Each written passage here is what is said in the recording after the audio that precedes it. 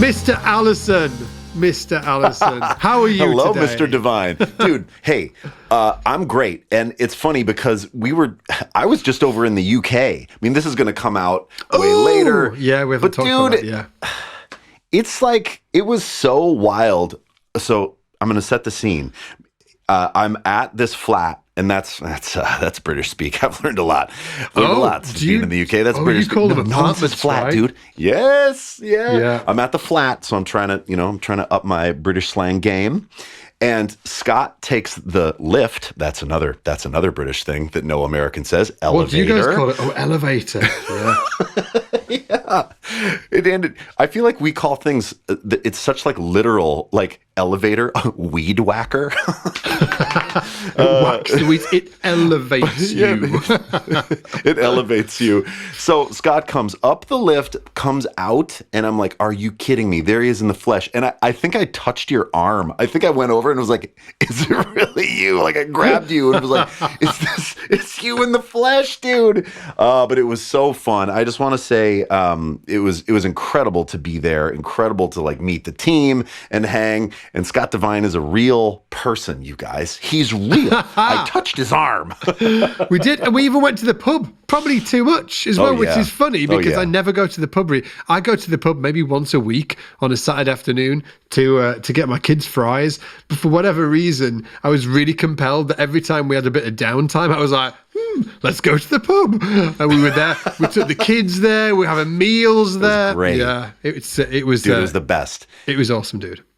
And isn't it funny, like when someone comes to your town, you experience your town in a different way. I've had that in Minneapolis. Like when people have come, then I take them out to do things that I wouldn't necessarily go do on my own or with my family all the time.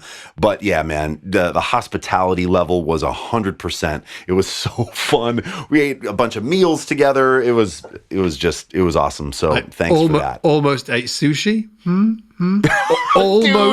Almost. Dude, listen, I love sushi. You know this about me. I'm a sushi fanatic. I have said before that if I could eat sushi professionally, the base, I would never touch the base again. It's probably a lie. But what I found out from talking to your sweet wife, Lisa, who I was sitting at the curry dinner, is that you are not a sushi guy. No way. Dude, raw fish, I'm just not sure. It just sounds like, and to be totally transparent as well, even fish, like I'm not cooked or raw. Yeah. Right, okay, yeah, let's go into this for a minute, right? So cold food, I'm not a fan of cold food. Like interesting. I can have like crisps, chips, for instance, you guys call them. I can like stuff like savory stuff, yeah, right? But cold food, like Lisa eats these like weird egg balls cold out of the fridge. I'm like dipping, right? And my son's like, I'll have a sausage roll, and he pulls it out of the fridge, just freezing cold, and he just starts chomping down on it. I'm like, ugh.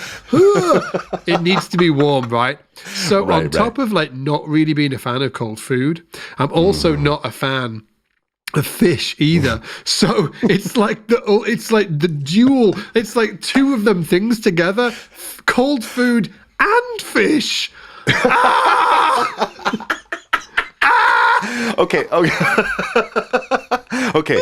All right. Let me just pitch you real quick. Here's the great thing about getting sushi at a great place is that the rice is warm. So you have this amazing duality of you have fresh fish that isn't cold, but it's not cooked, right? So it's more room temp, slightly chilled on top of warm rice. And the combo of that, you dip it in a little soy, a little wasabi goes on top. Maybe it hits your nose in a way. It's kind of spicy. It's the best, dude. I need to get into this. The best thing ever. And we are going. I need to tell you a secret. When you said to me, we're going to go get a curry. And I'm like, does he mean that we're going to go out for Indian food or Thai food and eat curry? Because in the States, we wouldn't say go get a curry. It's like, do you want to go have Indian food? Right, do you want to go have Thai? Yeah. I have to tell you something. I hate curry. No. No. Okay. But now, caveat, here's why. I was sick, like I had the flu as a child, and my mother used to make this yellow, like a chicken curry dish, and I remember eating yellow curry and then throwing it up all over the bathroom, right? Just like running in as a child with like projectile vomiting. And have you ever had that thing? Yeah, like have you ever had that thing where you eat a food and then you're sick and you throw up and then it puts you off that food for a long time? Does that ever happen to you? Oh, dude. Well, for me, it was drink, actually. My parents went on holiday when I was maybe like 16, just turned 16. They were like, yeah, look after the house and stuff like that. Obviously, as soon as they'd gone out the door, I was like, my dad's got a drinks cabinet. Out come the drinks. Like, yeah, exactly. Right. So I went and I got the whiskey. And my dad was a big fan of whiskey and brandy. And I think it was either that day. I think it was that day that I had loads of whiskey and brandy, which is they're dark spirits. And and I can remember throwing up in the bath, like literally hanging over the side of the bath, throwing up. And I've never drank a brown spirit since that day, ever. Are you serious? Ever. How long ago was that? Oh, like when I was 16 years old. Okay, got it. Like right. Even the smell of it makes me gip. I'm like, oh God, yeah. Which is crap, right? Because like I have friends and they're sort of like all sort of like swanky about the whiskies they drink, and so it's got to be a single malt, it's got to be Irish or whatever, right? I'm like, I can't even smell it. Even the smell of it. Anyway, did you enjoy the curry though? Yes. So this is the moral of the story. Like when you're like, we'll go get a curry. And this happens to me a lot because I love food. I was saying to Lisa too that there's not a food that I've ever met that I wouldn't try. Like I'm really adventurous in trying things. It doesn't mean I absolutely love everything, but when it's with people, like there is nothing that I wouldn't check out, especially if it was with a group of enthusiastic people that liked that food, culture, whatever. I'm in because I think it's such an interesting way to experience people, right? Yeah. So when you were like, oh, we're all going to go out for a curry, I thought, but I'm in because I want to experience that. Yeah. And the thing that was so amazing to me is that I absolutely loved it. Like it was so delicious. And I think I was just in fear. And it's not like I haven't had curry over the last few years, but it's never something I'm drawn to. But after that meal with you guys at that particular place, what was that place called? Agra. Do you remember? Yeah. If anybody's living in Yorkshire right now, everybody just went, Agra. Yeah. It's sort of like it's like one of the really popular curry places. If anybody is also from Leeds or not from Leeds, everybody it's really popular. Like not just Agra, but like Indian food in West Yorkshire is like a thing. It's like you got to do it. Yeah. Yeah, and it was such a fun experience, and the thing that spun around the table and all the sauces, and dude, I loved it. And it made me think I need to bring this into my palate more. Yeah. And so I now have that ammunition to use on you for our sushi experience. I'm down, man. I'm down. I'm really down for it. Seriously. Yeah. And we'll get some other stuff too. We'll get some backup. It won't all just be slabs of raw fish. And me looking at you like, do you love it? Is this the best? Dude, I'm down have the for bucket it. By the table. I'm down for it. Well, maybe next time you come over, we should do it when you come over. Let's go. Like, that's in like a few months, isn't it? Has Phil talked to you about that yet? Slap accelerator? Yeah, slap accelerator, yeah. Oh, wasn't that great? We were in the pub. It was great. We were just, in the pub talking about like courses, and Eric, shout out to Eric, who's on the team. He was there. We were getting all inspired about slap bass. Oh, we're simple, dude. We're simple in a great way. Listen. If you play the bass, you have to slap the bass, right? You have to slap the bass. Yeah. I mean, you don't have to do it on everything, and you shouldn't do it on every gig. And right, it's like there's a time and a place to slap the bass, right? But absolutely, it's so fun. You got to do it. and we're going to show you how. Yeah, 100%. And just to sort of like to add to that, without going down this rabbit hole, because obviously we're going to be talking about money today. But money. When it comes to slap bass, I've got a kind of like an interesting journey with it. I obviously, as anybody, you pick up slap bass, you give it a few kind of sort of like, you give it a go when you're younger. And then for me, I actually gravitated away from it and didn't really ever do it, didn't really ever practice it. Well, I didn't shun it or anything like that. I wasn't like, oh, he slaps his bass. But there was, I guess, like an era in time, when a lot of the sort of like E to C bass players, like none of those guys slapped, and I was very much into that school of playing. So never really just sort of like got into it, but recently, inspired by you actually. And the whole kind of, like changing the way I angle my thumb and stuff like that, it's kind of like opened up this whole new world, which has been wild to actually learn about. Yeah. I wish I knew the freaking words. But yeah, it's been great. It's been great, man. It's been great. I've been really digging Ida Nielsen's playing recently. Oh, she's unreal. She has that thing of like such confidence in her. She's such a powerful player, and when she drops thumb down on the string, it's such conviction. Like a drummer that plays hard but with such precision. Like Ida is just, she's so accurate. And I watched some videos of her playing with Prince too, and it's just, I mean, she's smacking that thing and dancing and moving. I mean, it's in her body. It's so, she's really inspiring to me. Yeah, she really is. And she also, like when you listen to people like just slapping the bass, right? Like normally, well, it depends what they're playing, but like it's very common for them to just to slap it straight. So it's straight, do you know what I mean, in terms of the rhythm? Ida, very, like usually when she does that, when I hear her, she actually swings it all. And it sounds so good. It's not. Yeah, she's like a 16th note. It's got this kind of sort of like this lull. And her feel's great. Man. Yes. Wow. Yeah, she's in that like New Jack swing, like a halftime swing. Yeah. Exactly. Yeah. Yes, it's so hip. You're right, man. Oh, yeah. Yeah, I'm excited about that. Yeah. I noticed that about her because I was like watching a video and I was like, oh, like she sounds great and I sound shit. What's up with that? And then I was like, she's got this like real kind of sort of like halftime swing thing going on. Yeah, it's really, really good. Anyway, with all of that said, let's talk about money. Sure. Yeah, and I've got my notes. I like my notes. We've got about, you do. Gigs. I thought we could touch on the gig triangle. And then should you gig for free? I like teaching, how much you should charge, sessions, like how much you should charge for a session, tracking in the studio versus tracking at home. Should it be different?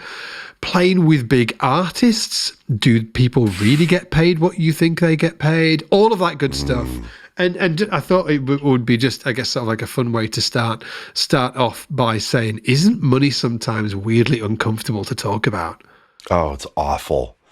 It's awful to talk about, and I don't totally know why. I wonder if it's an expectation game, right? Because you're unsure of the expectations of the other person, whether you're going to pay someone or you're going to be paid, and that's not a standard thing where it's, not everyone, there isn't an industry standard of what someone gets paid for a gig. It completely depends where you are in your journey, what city you live in, what kind of gig, the level of the artist. And so I wonder if that's part of the uncomfort is just there's no standard. There's no one that's written the rule book on what you should be paid, what you should be asking for. And we're not going to write that rule book today either. But I think, at least for me, that's where the discomfort comes from. Like, am I charging too much? Will it be offensive? Am I charging too little? Am I not valuing myself enough, right? Those are the questions I think that everybody's asking. Yeah, for sure. And I think also as well, just to your point, like, why is it uncomfortable? I think that like those things are uncomfortable, but I also think that it's it's just uncomfortable in everyday life as well. Like, you're right. Like, you never really sit down with your neighbor and you're like, oh, dude, how much do you earn? and here's the strange thing. I would not be offended if somebody said, hey, dude, how much do you earn? Like, I wouldn't. So I don't understand why it's weird. I don't understand. I think it might be something that's maybe passed down. Like, do we learn that from our parents? Or, like, I'm sure there's somebody probably, listening to this right now and they know exactly why it's uncomfortable. They're like, it's because of this thing. But maybe it's sort of like historically just, maybe it's always been uncomfortable. Who knows? Yeah, and it could be generational too. I mean, I remember driving in my Jeep with my mom in the passenger seat, my daughter in the back, and my mom was talking about a job that she'd done where she got paid, a lot of money. And my daughter said, "How much?" Because my mom was saying, "Oh yeah, I did this thing for a client and I got paid a lot of money." And my daughter was like, "Well, that's the interesting part of the story you're telling, Nana. How much was that?" And she was like, you don't really ask. My mom said to my daughter, you don't really ask adults that question. And my daughter was like shocked. She was like, what? Why? Like sort of like she was shamed, and I get it though, because for my mom's generation, talking about money, talking about what you make, it's sort of a taboo. But my daughter was just like, well, that's the juicy part of the story. So let's figure out that number. Like if somebody says like I got paid a lot of money, like the first thing that you're gonna say is, well, how much? Absolutely, right. Yeah. The first thing I think about when a friend sort of like, well, maybe not the first thing that I think about if a friend's been gigging with sort of like a big artist, if they're like, oh, I've got this big like a gig with a big artist. I maybe don't think about this right now, but like for sure in the past, they'd be like, I've got this gig with a big artist, and I'd be like, oh, wicked. And then I'd think, well, and I think, like, knowing me, I probably just said, how much you getting paid? Tell me. Yes, it's at the and that socially maybe it's sort of unacceptable to say it, but everybody thinks it. Oh, I got the gig with Lady Gaga. Immediately, you're like, how much does that pay? Right? Because it helps you it helps put your gigs into perspective, probably, right? It puts you in this inquisitive space around like, oh, I wonder if I got a gig, how much money I would get paid and if that would change my life significantly, or right. It's like, because money, we use money to ascertain different levels of living quality. Right. So you're like, oh, I wonder if my quality of life would go up if I got that gig, but I can't ask about it. And it's wild. I mean, I've got a bunch of thoughts around starting out and how to think about money. And I'm sure you do too. I mean, I want to know what's next on your notes, dude. What's on my notes? Next? It's kind of sort of like gigs. Like I guess sort of like and we can talk about whether you should gig for free in here as well. But I'm interested in I think that people listening to this podcast will be interested in knowing how much people get paid for gigs. What's acceptable? So maybe just like, let's move the sort of like, should you gig for free conversation aside for a second. Like, how much do you get paid for gigs? I can tell you how much I've been paid in the past, if that helps. And awesome. Bear in mind, we're going to talk numbers? Amazing. Yeah, we're talking about numbers, dude. So, and also, God, I've got so much to say on this. I was getting all excited then. I was like, oh, and I can remember I was in New York one time watching this big artist pay, and I saw them get paid, and I was like, whoa, that was not a lot of money. So there's, right. Yeah, it was crazy. But I'll talk about myself. Calm down, Divine. So when I was gigging regularly, for, I guess, I'm going to break it out into, there's two different types of gigs, at least when I was gigging regularly. There was gigs I was doing because I was artistically inspired to do the gigs, and really loved the music. So that could be original projects. It could be jam nights where I was in the house band. Multitude of things. It could be projects for friends that they're doing. Like anything like that, the money is kind of like really low in my experience. It was really low. Sure. It was like, yes, about 25 quid, which is about 50, well, not even $50, like $40, it was about that. In fact, I did a gig recently, and I think it was about 25 or 30 quid. So the same thing. I was just like I was in the house band for a jam night, which was super fun, actually. Yeah. And when it comes to more kind of like gigs that you're doing not so much for artistic reasons, but you're doing them for financial reasons, to pay rent, pay mortgages, Sure. bring up the family and stuff like that. When it came to gigs like that, really the bottom was around, at the time, this was a while ago, bear in mind, but it was around sort of like £100, which is about $140.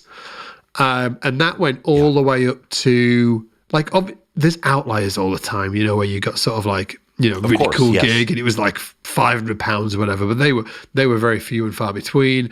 It went kind of up to, I would say, about £250 to £300, which is about $400.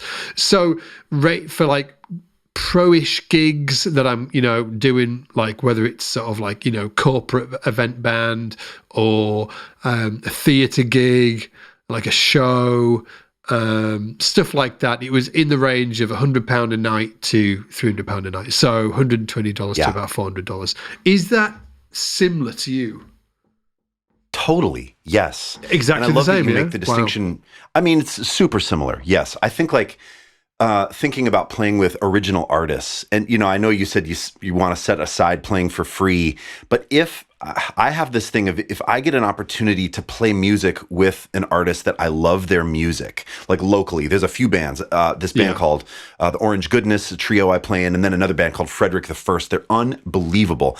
And when I get to do that stuff, the money typically isn't great. It's not nothing, but it's somewhere between, like you said, $50, $150, sometimes $200, but it's never as much as playing, like a lucrative wedding or event gig, or even maybe even being on the road and getting like a weekly rate. But I try to prioritize that stuff because it feeds me creatively. Right. Yeah, whereas the wedding gig might actually feed me literally. The original band gig is so I'm crafting sounds for it. It's often a lot more work in terms of really diving in and learning and memorizing that material. But it pays me in ways that are more important to me than the extra $100 I might get from doing the wedding gig. So if I can, I've always tried to have this idea of, if it's an original band that I love playing with, I'm going to try to prioritize that and sub out the wedding gig potentially. That's super interesting. And then I think that just leads, I know that not everyone can do that.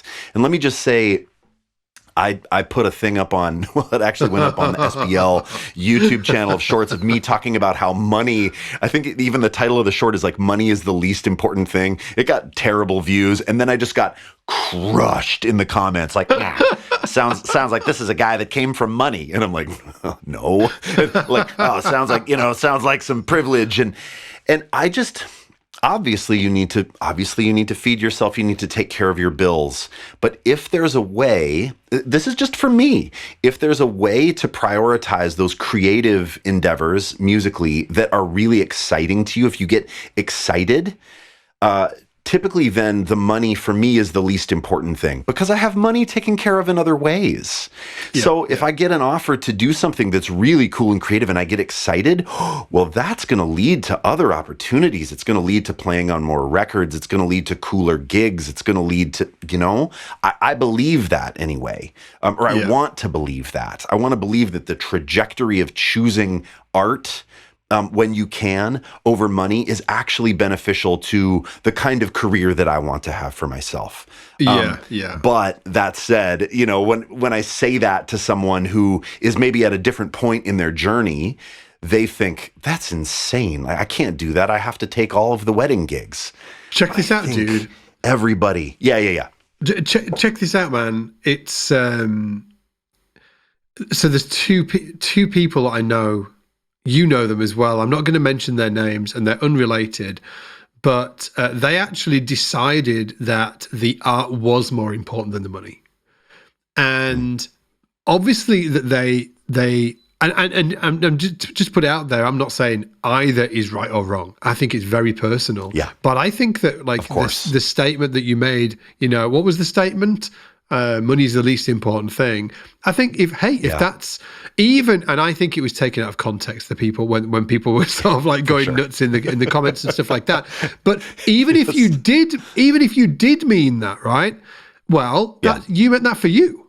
Meant that for you. You can say that. That's your fucking opinion, right? Yes. Screw everybody else. That's your opinion, right? So I'll give you two great examples of how this actually played out in real life for people. So, and both of these are incredibly well-known bass players, and everybody, for the most part, listening to this podcast will know who they are.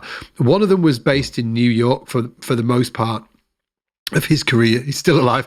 I'm talking like he's gone.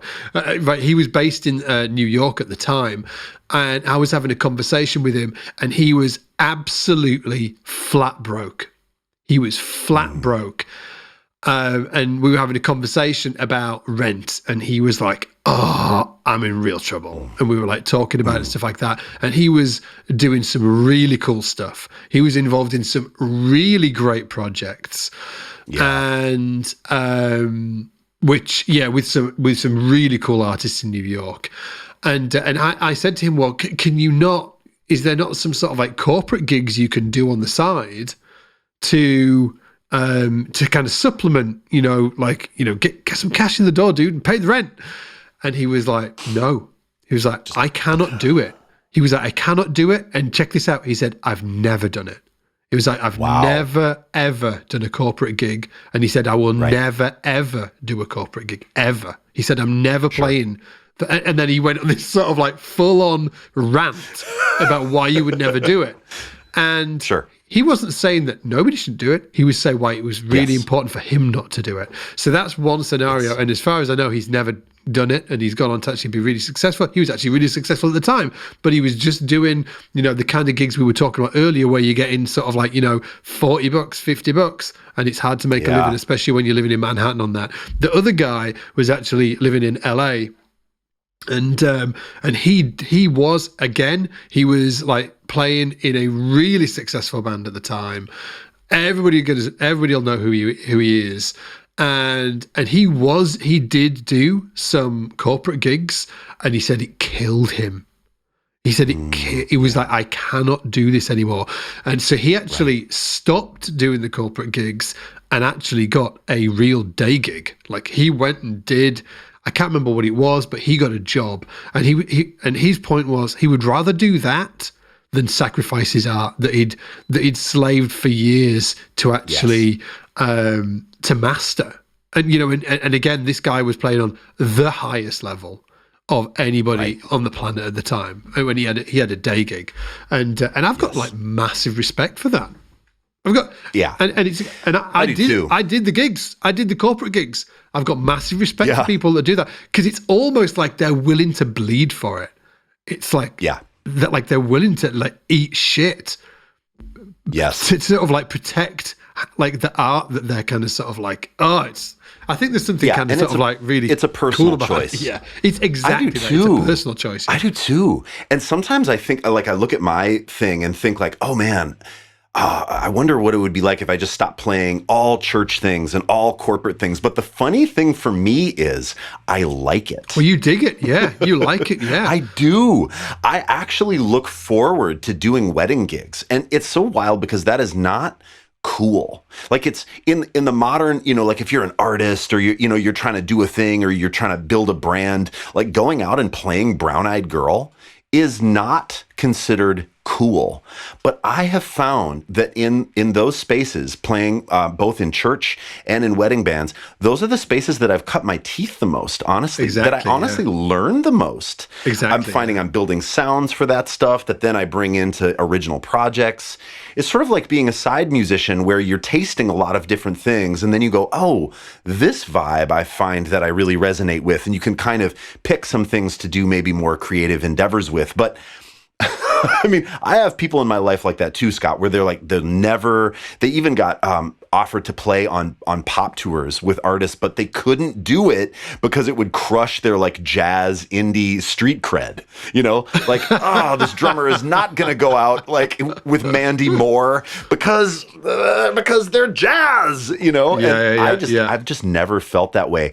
I just love playing the bass so much that it's almost like self-sabotage. Like I'll just do, like, I love playing almost any gig because just time on the instrument is so much fun for me. Whether I'm playing a Journey tune or whether I'm playing a bunch of like Christmas tunes or whether I'm playing something cool, you know, that I really love and believe, I actually have fun in a lot of those avenues as long as the people are, as long as the triangle's happening, right? Or the square that you've talked about, like where, especially the musicians and the people are cool and people are taking it seriously and playing at a high level, I'm in.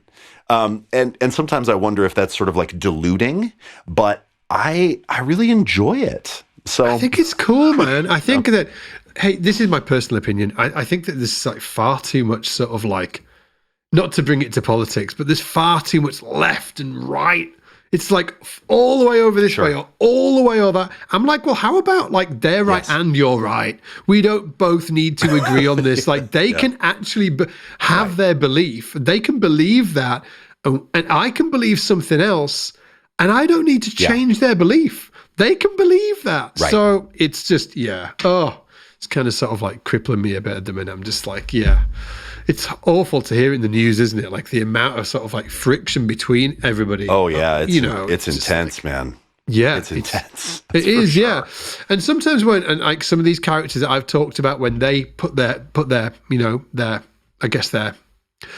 angle forward, they do believe that everybody should think like them sometimes, but sometimes not as well. I've had, you know, great conversations with people that are willing to suffer for the art, but they know that that's a personal choice for them. They don't bitch about it. They're like, hey, this is me.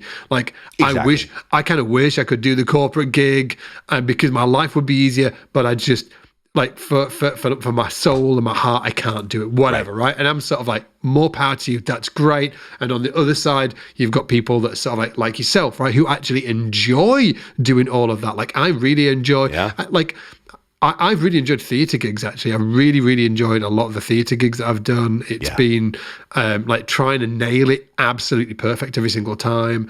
I really love that. Like, I'm sort of like more, I would say definitely more like you. And it's not one or the other either. That's worth mentioning. It's not like all or nothing. There can be a little bit of a, you know, it's a gauge, isn't it? It's Absolutely. It's a spectrum. Absolutely. And I mean, I would love your thoughts too on like, in the past and even now, if someone approaches you to play on something, if someone approaches you for a gig, do you have a framework for how to charge? I think, you know, I have some thoughts on this. I think it'd be really beneficial for people that are like trying to do it. They're trying to gig, maybe they're trying to get into session world. They're trying to just figure out like, what do I charge for my services? Is it always the same? Do you have thoughts on that, of how to navigate that? I've nothing. I have one thing. Is it fair? Do I think it's a fair fee? Like that's kind of always been my gauge. Is it a fair fee? So if somebody's coming along and they're, you know, trying to get a project off the ground and they have zero money, and they're like, Scott, I've got zero money. I'm like, that's fair. Right. Because you're thinking with empathy about them as well. Yeah. I'm like, this is a cool project. That's fair. You know, I don't expect them to pay. And you know, it's just, and again, this is a personal thing for me. That's just my take on it. And then likewise, if it's a corporate gig, and well, I'll give you three different scenarios. Next up, let's talk about one that I did recently. I was in like the house band of it on a jam night. So a friend of mine, Nick, called me and he was like, hey, doing the jam. Do you want to do the opening set? And then we can sort of like stick around and jam with sort of like some of the music students. I was like, yeah. I was like, you know, whatever. And he was like, it's only like, I think it was 20 quid or 25 quid or whatever. And I was like, dude, it's fine. It's fair. It's fair because there's just, you know, like the bar can't afford it. You know, he's not going to put out money. Like we're all doing it just to do, like, go down the jam. and do like jam nights have always paid nothing. That means it's never going to change. So it's just fair. So again, it's fair. And then on the commercial side, if somebody's going to, ask me to, and again, I would say that the money's always the second thing for me. It's always the second thing I'm thinking about. It's not a primary. I'm not like a breadhead, they call them, sort of like regularly kind of over here. I'm not thinking about the money all the time. For me, it's like, am I going to enjoy the gig? Are the players great? Is it going to be a good vibe? And then after that, I'll be like, well, how much is the money? And then I'll sort of like do a calculation based on that. But it won't be any kind of like, I haven't got sort of like a X plus Y equals da da da da. It's more kind of like, it feels good. It's just like a gut thing. Yeah. So it's not scientific at all. What about you? I mean, I've really changed my thinking a lot over the years. When I first started, I remember having a number. I would say, I don't even remember the number, but let's just say, someone would say, oh, hey, can you do this gig? And there's 2 rehearsals. And then I thought being professional meant demanding money. I don't know why, but I would say, yes, I'm available for the gig. This is in my 20s, like 20 years ago. And I would like to be paid $75 per rehearsal. And then my show rate is $300 or whatever, right? Yeah. And I remember there's this artist who said, oh, yeah, sorry, we're in completely different ballparks. Like, it's not that kind of thing. And, so no worries. And then I remember losing that opportunity, and it felt like the way I had stated the money thing made them then not want to say, well, could you do it for, or would you be willing to do it for X, less, because I'd said, this is what I charge. And then they said, oh, I guess we can't afford you, 23-year-old bass player. Give me a freaking break. And what happened is then I lost that opportunity. And we should say this too, like now we're both 43-year-old men that also have other ways of making money outside of just playing gigs. Like someone hears you, like you can afford to take the $20 gig because you are the CEO of a bass empire.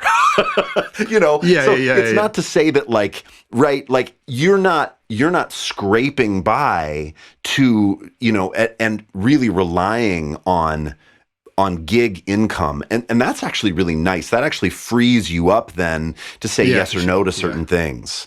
But when I was thinking about, I really need to make every penny count, I was way more focused on the money.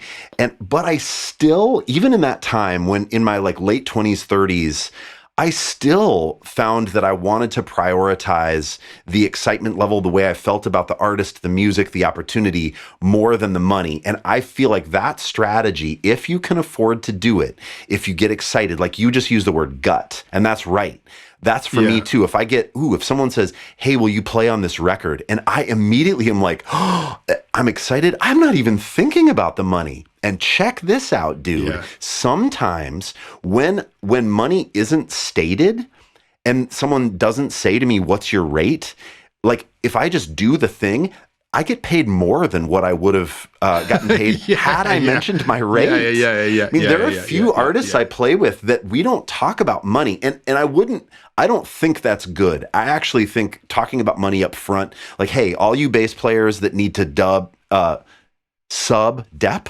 Dep in, dep it out. I was gonna say dubbing, but no, it's subbing and depping. Maybe we should just call it dubbing. Like if you need to sub or dep out a bass player, I think the best thing to do is lead with money. Say, hey, wondering if you can do this gig. It's $200, whatever. Like include that. But there are artists that have hired me for things, and they said, hey, can you do this? Like I just got to play with an artist called Dessa at a Timberwolves halftime, so professional basketball halftime gig. And if she would have asked me, what do you charge? I would have undercut because I was excited about the opportunity. So the money to me was less important. That's super interesting. Yeah. So I was like, yeah, I'm in. And she was like, cool. And then she paid me at the end more than I would have said.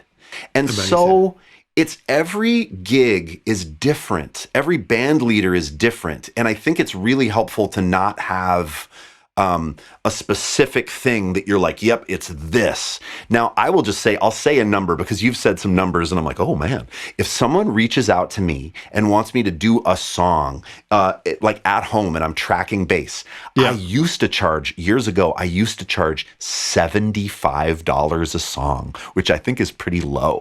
How much is it now? Well, now I say, here's the deal. I typically would like to get $200 per tune. Okay. Yeah. So I'll track on your record. If I like the music and I think that it's, and it's a good thing, I will do $200 a song, but then also less. Hey, like if I think it's cool, like if the budget doesn't support that, and I still think it's exciting, I'll do it for less than that. So I find that I will say a number and then I'll say, but whatever, you tell me. And then typically the artist doesn't, or the management doesn't try to screw me. Like I haven't had that experience. I think you're absolutely bang on, man. I think it's really worth saying like, well, ideally this is what I charge. Yeah. But like if the budget doesn't allow that, obviously let me know. Yeah, I mean, we can talk about it. I think that you're right. Like people think that everybody's in it to like screw everybody over. I think that is very rarely the case. I think so too. In this industry, word travels fast. If you screw somebody over, if you play on an album and the management or the artist doesn't pay you, that word travels. Yeah, for sure. So and then it just it doesn't work out, I think, for that management company or that artist in the future. So I've never had a horrible experience with that approach. I'll say the number that I think is fair for me and what I feel like my time is worth. Yeah. But then if I still love it and they're like, oof, how about, it's I don't know what it is. It's like 8 tunes. Could we think about doing that for, $1,200 or something? Sure. Like if I like it. Yeah. What, and is that does it change if you're doing it from home or in the studio? Does that change? I feel like I used to think that I used to use that as a talking point of like, oh, if it's at home, it's easier and it'll be cheaper. I actually, though, have found the opposite to be true. When I go into the studio, it's faster because maybe we're tracking live or, then I prepare and I write out a chart. At home, oh my God. I mean, I can take as long as I want. So I'm trying all the bases, exactly. I'm plugging in all the pedals. I'm trying to get make the coolest creative thing. And sometimes I'll spend way too much time on one tune. And I'm like, oh, maybe I should change the strings. God, now I'm changing the strings. Now I'm giving the bass a setup.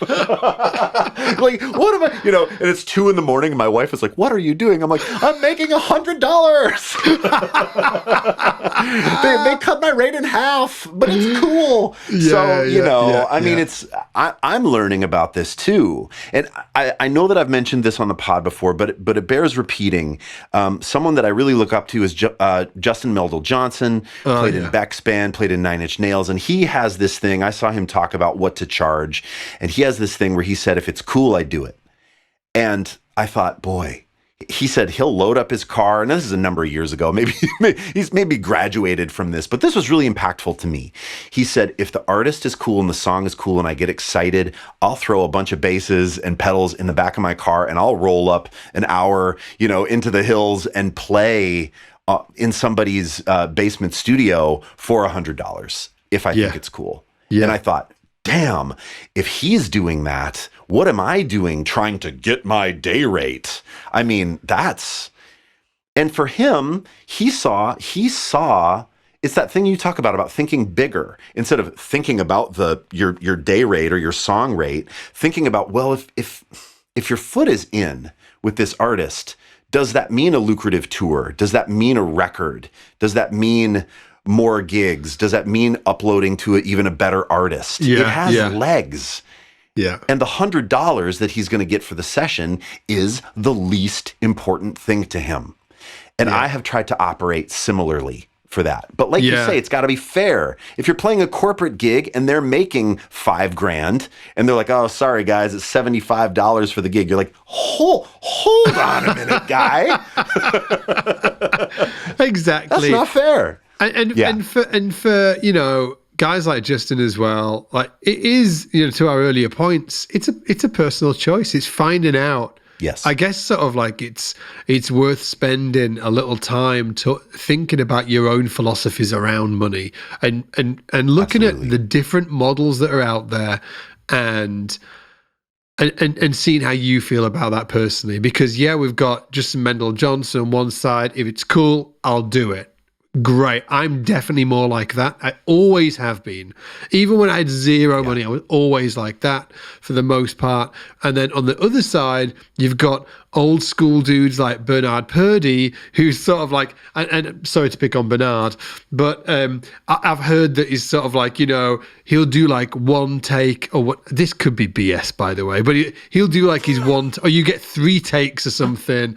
And then after that, like if you want more takes, it's more money. He's like it's business. Yes. It's like super business. Yes. That's what it is. And like what, there'll be a lot of other people just like that. And that's cool too. That's their philosophy. Right. I think it's about finding our own personal philosophies around this stuff. And listen, man, I mean, you know, I'm all like, if it's cool, I'll do it. Maybe when I'm 60 and I've had a couple experiences where, you know, where I've been put through the ringer for $100 song, you know, I'll be like, all right, you get one take and one revision. And, or else then I'm going to, you know, hey, but I haven't been burned. Yeah. We should talk about the, like playing with big artists as well. We were talking about it before we hit record on this podcast, and I was sharing with you that I've had various friends, because before I knew anybody that was in a big band, I automatically assumed that everybody's on $1 gazillion. And then I can like remember you're crushing it. Yeah, like, oh, he's playing with this artist who's in the charts. Oh, he's getting paid $1 gazillion. And I can remember being shocked when I realized that wasn't the truth. In fact, there was an incident where, and I'm not going to name any names because I don't want to get anybody in trouble or anything like that. He was playing with an artist, and she was in the top 10 regularly at the time. And I'd done a gig the night before doing sort of like a corporate band thing, and we were chatting, and I was just like, well, so how much are you getting paid, dude? And he was like, I was just straight up, dude. And he was like, not that much, man. He was like, and it was about, I think it was about £120 a gig. It was like, and I can remember thinking, oh, I got paid more than that last night. And he was like, yeah. But he said, well, you know, but I've got like 30 gigs in a row, so it's going to be fine. And you know, and I was like, and my mind was blown. And then there's so many different circumstances, like, you know, of like big artists that I've heard of, where their bands, they're just getting paid a gig fee, you know, and everything from ranging on the very low side. I heard of, and again, these are all with big artists, not Beyonce type artists, but still, like we were talking about, and I was like, oh, have you heard of so-and-so? And you were like, oh yeah, dude. And I was like, well, yeah, their band was getting paid. The one that I mentioned earlier, I think it was about £80 a gig, which is really low. That was really low.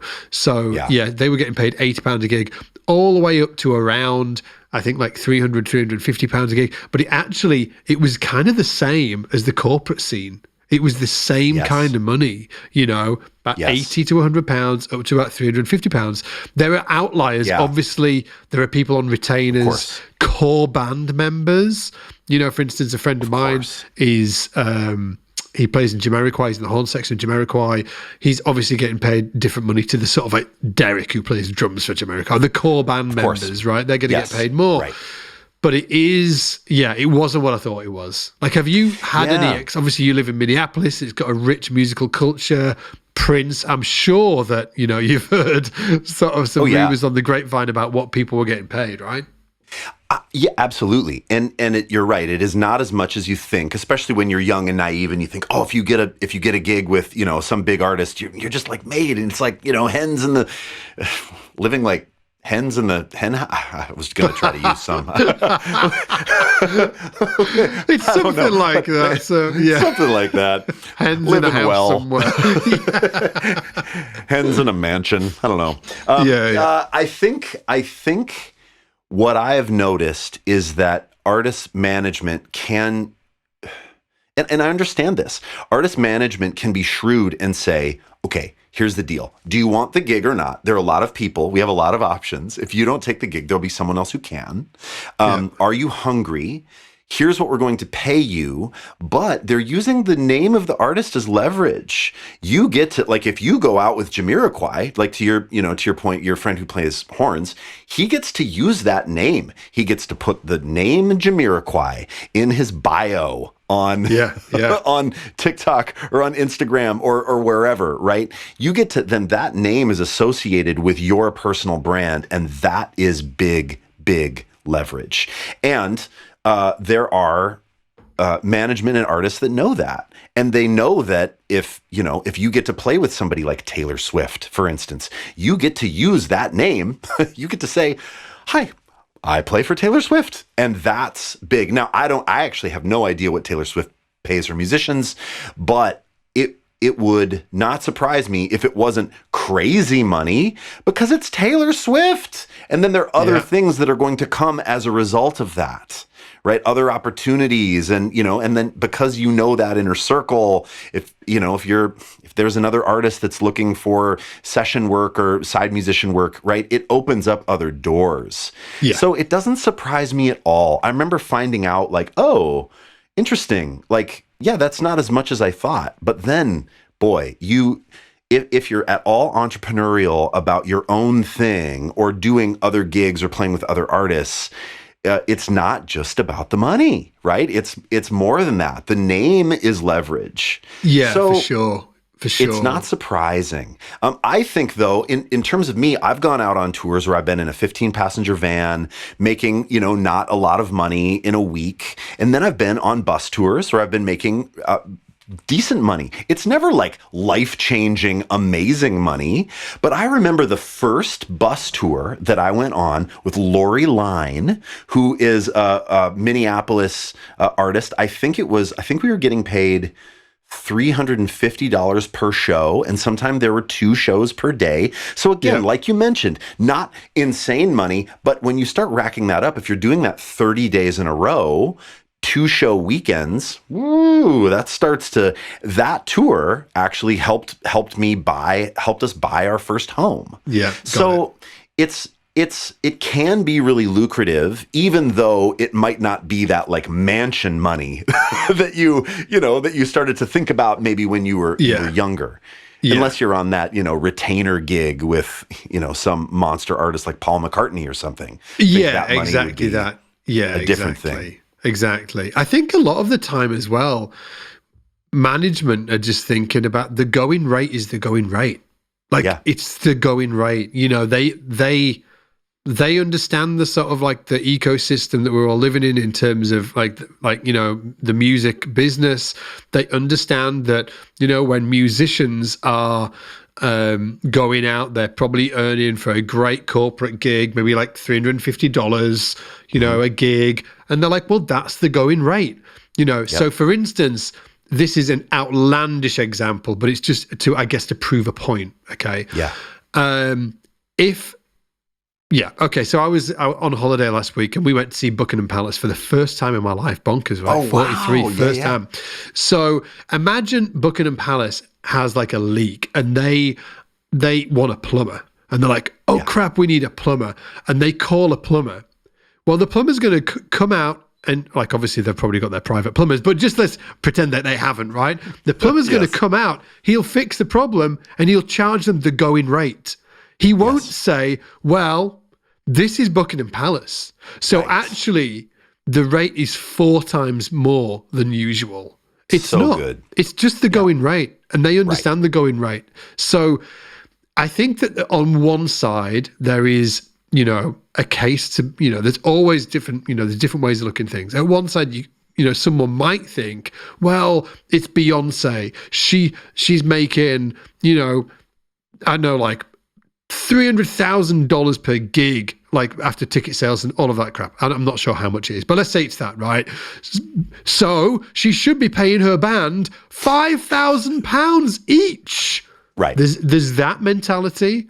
And then there's the actual reality of, Beyonce can make however much she wants to on the gig. Right. The going rate's the going rate. Yeah, and for side musicians, never, ever start to think that anyone is coming to see you. No, I say to the artists that I play with, I say no one should care that I'm playing bass for you. If people are coming out to see me play bass for you, we have a problem. It means you are not pulling enough weight as an artist. Like you need to be the feature. You need to be the leverage. Except for Pino Palladino. Because Pino, That's if you're true. listening, I'm there for you, baby. I'm there for you. Pino gets that pass. Only you. Only you. Dude, yeah, but I that's get it. true. I get it, man. I get it. That's true. But, I will say that to artists like, hey, you should be able to feel like you are the draw. And then I'm incidental. That's how I want artists to feel. I want them to feel a security in that. But I remember too, like when I started playing with Eric Hutchinson, what I got paid then to what I'm getting paid now is different. And partly, like when you're talking about going rate, Scott, like there was a time where I wanted to be making more money with Eric. And so instead of just saying I need to be making more money and I'm demanding more money, I said to that organization, what can I do to be more valuable? I ended up, so now I'm musical director for Eric. Yeah. And so I'm getting together with musicians. I'm helping get the band together for those runs. And I'm also his guitar tech. I actually love teching. I actually love restringing things. So like between gigs, I'm taking care of his guitars. And even on the, small runs. And so I'm handing him guitars. In the little breaks, I'm tuning up, his instrument to a different tuning for the one tune. Yeah. And that was a way for me to take on some additional responsibility and make more money so that we didn't have to hire in another person. And to me, that's fine. And there would be a line where I'd be like, okay, I have too much on the plate right now. But to make it sustainable for me, I knew that I also needed to provide value, not just demand more. But I knew that I needed to say, what can I do to make you feel good about this? Yeah, like you're going to be paying me more money. I want you to feel good about it, because if you don't feel good about it, that sucks. Then this isn't going to be fun for anybody. So that's something that you can do. That's a really tangible thing you can do for your artist as well, or your boss or whatever, is to say, okay, I'd like to be making more money. What is going to help justify that for you? Yeah, yeah. And that's worked out for me with artists, especially, playing music. That's great, man. Great conversation. I actually like talking about money. I want to know what my neighbors make. Oh my God. In fact, there's a dude that lives opposite me called Darren. Yeah. I am like, man, I would love to ask him. He's like, he has I think that the headline is, he earns a lot. But I'm so fascinated. I'm just like, he's super young. Oh, like you didn't get to meet him actually. Not that I'm really great friends with him. I kind of sort of like wave at him. I'm like, hey, and he waves back and stuff like that. But hey, how much money do you make? Yeah. But check this out, dude. He's like really young and he's a professional gambler. And he's got this like crazy big ass house and he has the most obscene cars. He's got a Lamborghini that wakes me up every morning at like 6 a.m. He gets in that freaking car and I'm like, oh! Every single morning. So he's got Porsches and all kinds of shit. Like I am like I might actually ask him. I might ask him. If I do, I'll make it public on this podcast. If you do, then in 6 months we're going to be seeing SGL. Yeah. Honestly, it's fascinating. But yeah, he's a professional gambler, and I thought like a professional gambler was somebody who, I don't know, sort of like went around like casinos or something like that, and did like, dude, this guy is a professional gambler. He's got a team of 60 people. So what? Oh, dude. It's like full on. Like he was telling me about it. I was like, what? He was like, oh yeah, like they've got offices. Like it is a full thing. I was like, oh, I did not understand what a professional gambler was. I thought it was like one of the old dudes at like the casino that I used to play at and see every night. I was like, oh, it's that guy again. It's not. Just like pulling the levers. Yeah, these guys are sort of like, and it's all to do with statistics, and it's all, they've set up like algorithms. I'm like, whoa, it's math. It's like heavy. Yeah, it's cool actually. Not that I gamble. I actually did gamble once. Should I tell you my gambling story and then I'll bounce? Yes, please. By the way, I did. I text Lisa and let her know. If you're wondering why I haven't picked up the kids, Lisa texted me back and said, just before we hit record on the podcast, I said, I might have to leave early because I need to pick up the kids, but it's fine. Lisa picked them up. I'll tell you my gambling story. I've only ever gambled once in my life. And it was in Monte Carlo. How cool is this, right? So I'm working on the ship. I'm a huge James Bond fan. And we dock in Monte Carlo. I'm like, oh yeah, I'm going to go to the Grand Casino. I've seen Bond there, you know, with his bow tie and his black suit. And like, so I'm like, wicked. So me and Tim, the keys player, we got the bow tie on and stuff like that. We walked onto shore. We're kind of like strutting along, like we know our stuff. I've got the money in my pocket. The fat wad of like nothingness is like almost air. Anyway, we get into the Grand Casino. The only people that were dressed in a black suit with a bow tie, the only people that were dressed like that in the entire casino were the people that worked there. Yeah, of course, yes. So I was like chased around by angry Frenchmen wanting for me to like get them drinks and shit for like... Get me wine or whatever. I was like, at one point I was like, Tim, we're going to have to take the bow ties off, man. Because people are trying to get me to get drinks for them. So anyway, anyway, and I did gamble. I think I gambled like $50 and I lost it in under 10 minutes. That was it. That was my night. Dude, I hate losing money. I hate feeling like I've wasted or somehow like frivolously gambled money away. So I've never been into it, but I know people that get really excited about it, man. Yeah, it's just never something like the thought around losing it. I'm just like, no, I don't want to lose my hard-earned cash. If we ever end up in Monte Carlo, we will go to the Grand Casino. We will go. And we will wear bow ties. God damn it. We will wear them bow ties. I'm going to serve those Frenchmen drinks. I'm fine with that. Anyway, guys, thank you so much for listening. As always, great to have you chiming in, man. listening I love it. every single week. We will see you next time. Take it easy. Bye. See you, everybody.